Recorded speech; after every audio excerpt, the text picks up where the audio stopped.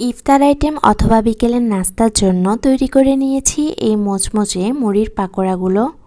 বাসায় থাকা অবশিষ্ট মুড়ি দিয়েও এই পাকোড়াগুলো বানিয়ে নেওয়া যাবে। তো চলুন রেসিপিটি দেখে নেওয়া যাক।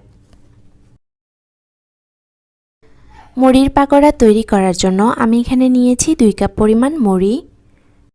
এখন আমি এর মধ্যে দিয়ে দিচ্ছি একটি ডিম, দিচ্ছি পরিমাণ মতো লবণ, হাফ চা চামচ রসুন বাটা, হাফ চা চামচ আদা বাটা, হাফ চা চামচ হলুদের গুঁড়ো, 1 চা চামচ শুকনা মরিচের গুঁড়ো আর 1 চা চামচের 3 ভাগের 1 ভাগ ধনিয়া গুঁড়ো। এখন সব কিছু একসাথে ভালোভাবে মিক্স করে নিচ্ছি। মুড়ির এই মিক্সিংটা আমি ব্লেন্ডার করে নেব, এই জন্য দিচ্ছি এখানে পরিমাণ মতো পানি।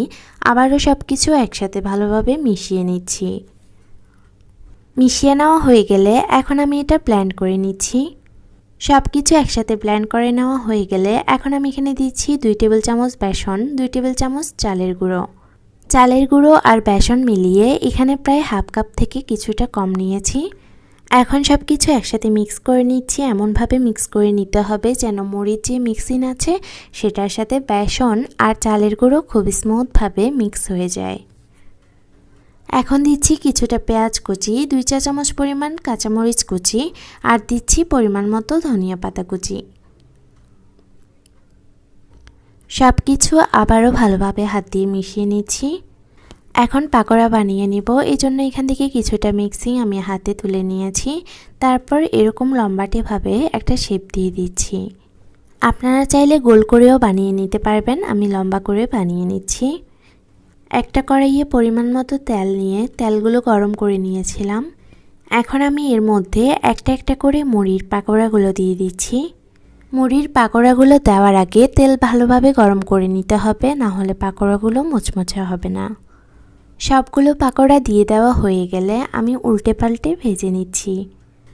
এই পাকোড়াগুলো অনেক বেশি মজার হয়ে থাকে। মুড়ির যে মিক্সিংটা তৈরি করেছি সেটা যদি পারফেক্টভাবে তৈরি করা যায় তাহলে মুড়ির পাকোড়াগুলো মজাদার আর মচমচেভাবে তৈরি করা যাবে। পাকোড়ার মধ্যে যখন পছন্দের কালার চলে আসবে তখন এগুলো তেল থেকে উঠিয়ে নিতে হবে।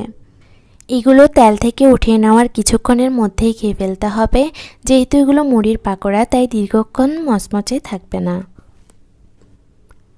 এই ছিল আমার আজকের রেসিপিটি ভালো লাগলে ভিডিওতে একটি লাইক দিয়ে আমার চ্যানেলটি সাবস্ক্রাইব করে রাখতে পারেন।